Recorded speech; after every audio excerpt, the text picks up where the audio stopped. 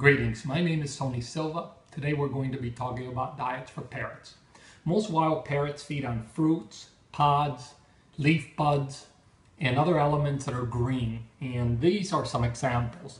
These are queen palms that were being fed on this morning by wild Quakers. Normally the fruit, when it's ripe, is bright orange. They were eating it green for a reason, and I'll explain that in a little bit.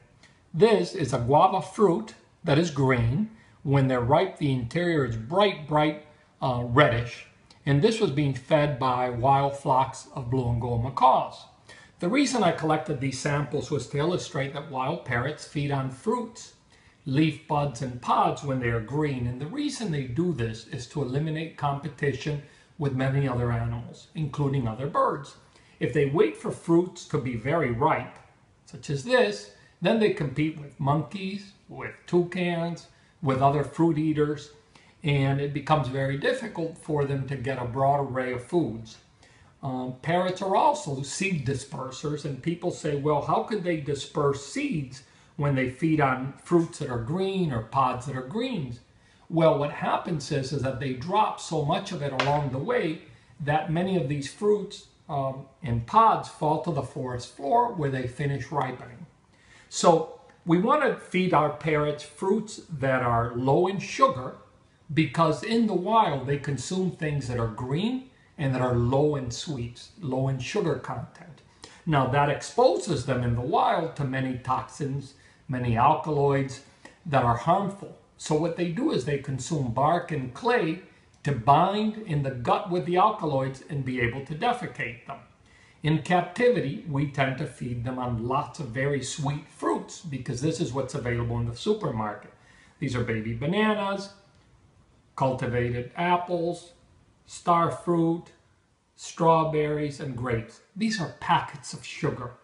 They're not really what the birds have evolved to eat on.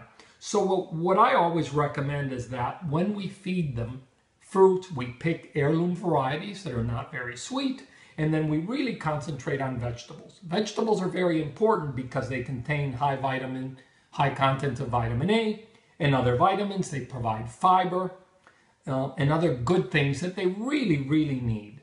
So what we want to do is we want to feed them vegetables in either a steamed or cooked stage so that we break the fibers and release the nutrients, or we feed them raw.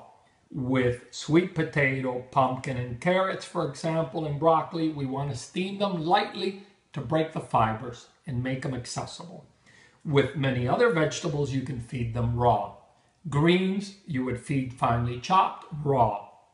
And the idea is that fruits and vegetables, heirloom varieties of apples, a mixture of chopped sweet potato, pumpkin, and carrot would complement a diet that is either seeds, which is highly unbalanced because seeds tend to be fatty.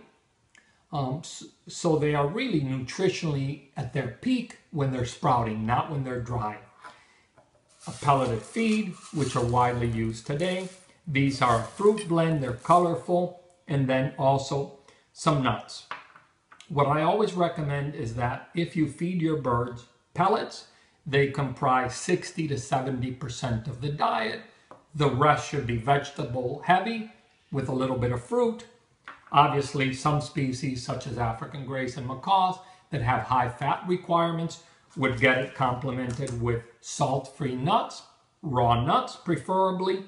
No peanuts. They run the risk of aflatoxins, so we would exclude peanuts, but we would be able to feed our macaws, our grays, and a few other species that require fat in their diet, a broad array of nuts.